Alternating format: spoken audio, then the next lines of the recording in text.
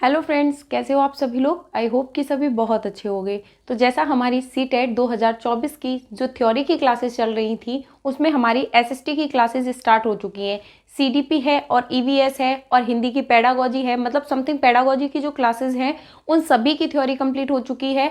और उसके बाद आपके जो पीवाईक्यू हैं वो भी बहुत जल्दी स्टार्ट कर दिए जाएंगे। तो अभी जो हमारी एसएसटी की क्लास है इसकी थ्योरी क्लास में ये हमारी नेक्स्ट क्लास है। इसमें आज हम क्या पढ़ने वाले हैं, ये सीटेट के पेपर सेकंड में आने वाला है जिसमें आपकी एसएसटी यानी कि सामाजिक विज्ञान है जो कि आपकी 60 मार्क्स की पूछी जानी है। इसमें आपकी थ्योरी के क्वेश्चन आएंगे प्लस आपके जो 15 से 20 नंबर की पेडागोजी आएगी। तो पेडागोजी है वो भी आपकी लगभग साथ साथ में कंप्लीट हो रही है और उसके बाद आप पीवाईक्यू और मॉक टेस्ट भी कराए जा रहे हैं।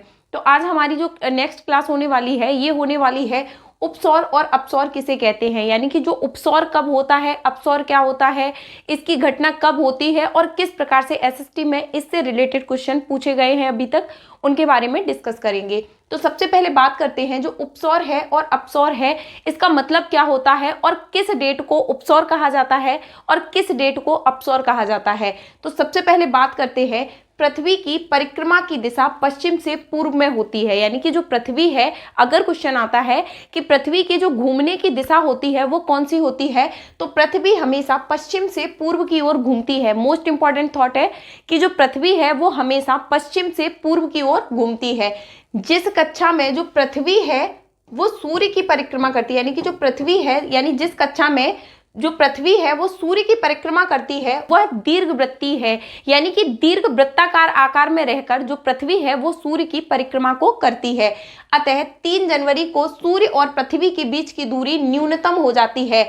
अगर देखा जाए तो जो 3 जनवरी है, 3 जनवरी के दिन जो पृथ्वी और सूर्य की दूरी होती है, यानी कि जो ये पृथ्वी और सूर्य की दूरी होती है वो एकदम न्यूनतम यानी कि कम हो जाती है। न्यूनतम का अर्थ होता है पृथ्वी और सूर्य की जो दूरी है वो किस दिन सबसे ज्यादा कम होती है, तो वो 3 जनवरी के दिन सबसे ज्यादा कम होती है। इसी दिन क्या चीज बोली जाती है, इसी दिन होता है उपसौर, यानी कि इस दिन जब पृथ्वी 3 जनवरी के दिन जब सूर्य और पृथ्वी की दूरी सबसे ज्यादा कम रह जाती है उस दिन कौन सी घटना होती है, उपसौर की घटना होती है।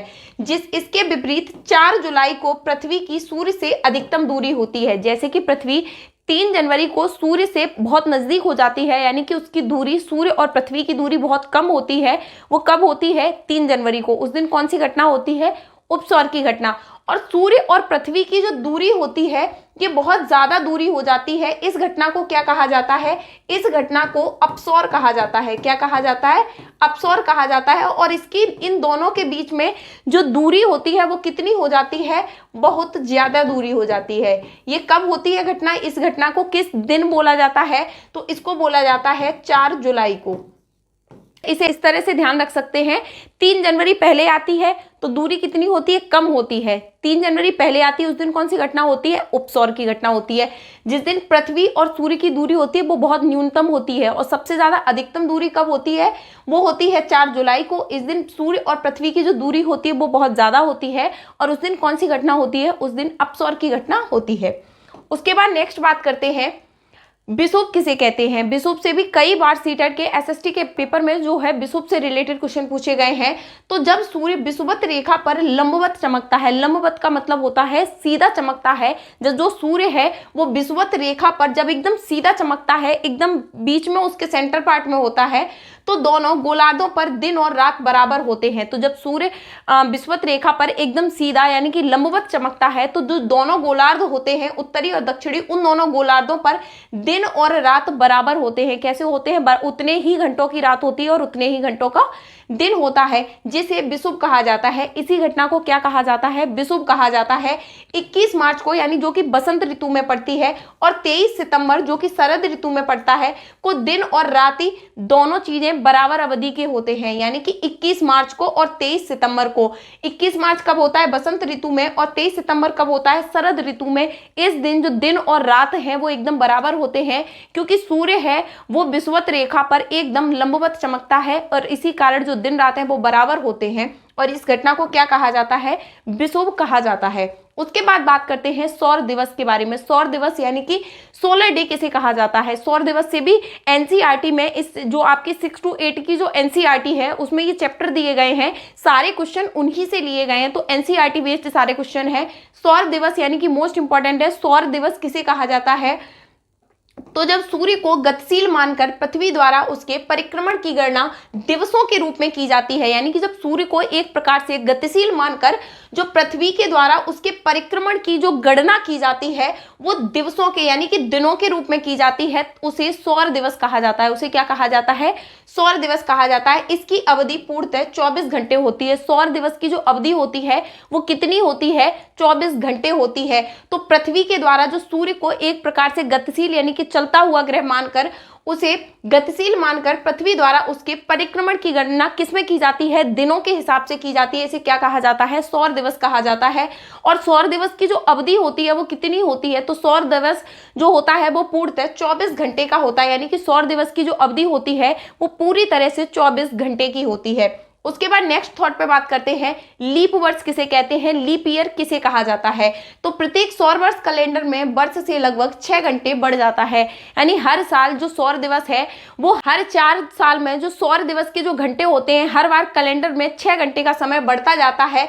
इसे हर चौथे वर्ष में लीप वर्ष मान लिया जाता है। जो लीप वर्ष है वो कब आती है, हर चौथे साल में, यानी 3 साल के बाद जो 4th ईयर आता है उसमें लीप ईयर का जो साल है वो माना जाता है।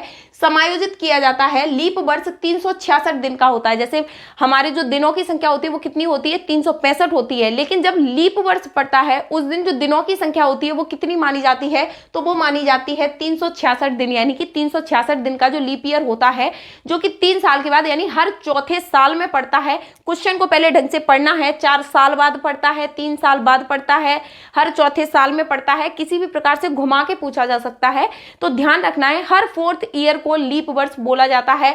उस दिन दिनों की संख्या कितनी होती है, 366 होती है।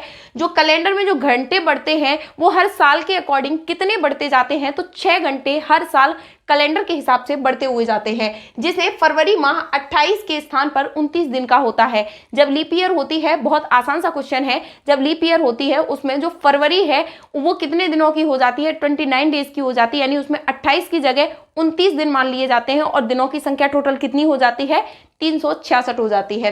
प्रत्येक सौर वर्ष कैलेंडर के वर्ष से लगभग 6 घंटे बढ़ जाता है, यानी कि जो कैलेंडर में हर साल जो कैलेंडर के दिवसों के हिसाब से जो डे बढ़ता है वो हर साल 6 घंटे का समय बढ़ जाता है और इसे हर चौथे वर्ष में लीप वर्ष बनाकर समायोजित किया जाता है, यानी लीप वर्ष मानकर समायोजित कर दिया जाता है, यानी लोगों के सामने लाया जाता है कि इस साल लीप वर्ष पड़ेगा। हर 3 साल बाद 4th ईयर में लीप वर्ष पड़ता है। लीप वर्ष 366 दिन का होता है, जिसमें फरवरी माह 28 के स्थान पर 29 दिन का हो जाता है।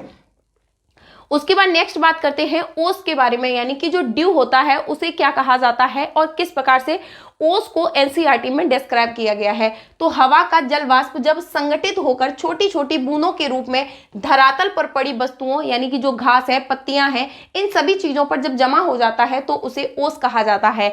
ओस किसे कहा जाता है कि जो छोटे छोटे जल वाष्प के जो टुकड़े होते हैं, जल वाष्प जो होती है वो एक प्रकार से नमी बनकर जब धरातल पर पड़ी हुई चीजों पर, जो भी वस्तुएं धरातल पर होती हैं, पेड़ पौधों पर, उनकी पत्तियों पर, घासों पर, जो छोटी छोटी बूंदों के आकार में जम जाती है तो उसे क्या कहा जाता है, ओस कहा जाता है। उसके बाद है तुषार या पाला किसे कहा जाता है, फ्रॉस्ट किसके कहा जाता है, जब संघनन की क्रिया हिमांक से नीचे होती है। संघनन की क्रिया जब हिमांक से नीचे होती है तब क्या होता है, तुषार या उसे पाला कहा जाता है। तो जल वाष्प जल कणों के बदले हिम कणों में परिवर्तित हो जाती है और इसे ही तुषार या पाला कहा जाता है। यानी कि जो जल वाष्प होती है, ओस होती है, उसमें क्या होता है, जल वाष्प की छोटी छोटी पानी की बूंदें होती हैं, वो चीजों पे जमा हो जाती हैं। लेकिन जब तुषार या पाला पड़ता है तो उसमें क्या होता है, संघनन की क्रिया हिमांक से नीचे होती है, यानी कि जो वो छोटी छोटी बूंदें हैं वो छोटे छोटे बर्फ के टुकड़ों का रूप ले लेती है, यानी जल वाष्प जल कणों के बदले हिम कणों में बदल जाती है, यानी छोटे छोटे जो एक प्रकार से ये कहा जाता है कि बर्फ गिर रही है उस प्रकार से हिम कणों का रूप ले लेती है और जब उन्हीं में वो परिवर्तित हो जाती है तो इसी को तुषार या पाला कहा जाता है।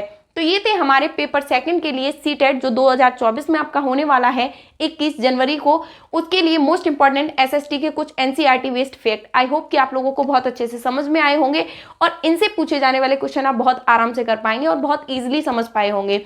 तो इसके बाद में आपके बहुत जल्दी पीवाईक्यू और मॉक टेस्ट भी कराने स्टार्ट कर दिए जाएंगे। इनकी क्लास लगभग कल से या परसों से स्टार्ट कर दी जाएगी और आपके एसएसटी जो है वो आपकी बिल्कुल कंप्लीट करा दी जाएगी, यानी वन लाइनर के थ्रू और जो आपके पीवाईक्यू हैं उनके थ्रू, प्लस आपकी जितनी भी मोस्ट इंपॉर्टेंट थ्योरी की क्लासेज हैं उन सभी को लगाकर 21 जनवरी से पहले आपकी जो सारी चीजें हैं कंप्लीट करा दी जाएंगी। सीडीपी के भी मॉक टेस्ट हैं और अदर जितने भी सब्जेक्ट हैं, चाहे आप सीटेट फर्स्ट की तैयारी कर रहे हो चाहे सीटेट पेपर सेकंड की तैयारी कर रहे हैं, दोनों के लिए मोस्ट इंपॉर्टेंट जितनी भी क्लासेज है वो सारी आपको लवली एकेडमी पर कराई जा रही हैं। तो जितने भी लोग जो भी सीटेट में बहुत अच्छे से मार्क्स लाना चाहते हैं और बहुत अच्छे से तैयारी करना चाहते हैं, आप हमारे चैनल को अभी सब्सक्राइब कर सकते हैं और चैनल को ज़्यादा से ज़्यादा शेयर कीजिए ताकि हम लोग के लिए इसी प्रकार से मोटिवेशन मिलता रहे और आप लोगों के लिए इसी प्रकार से बहुत ज़्यादा बेनिफिशियल वीडियोज़ लेके आ सके। आई होप आप लोगों को आज की क्लास पसंद आएगी। कमेंट बॉक्स में जरूर मेंशन कीजिएगा। अगर किसी भी टाइप की कोई भी कमी लगती है क्लास में, कमेंट बॉक्स में एक बार जरूर मेंशन कीजिएगा। तो आज के लिए हमारी इस एसएसटी की क्लास में फिलहाल इतना ही। Thank you.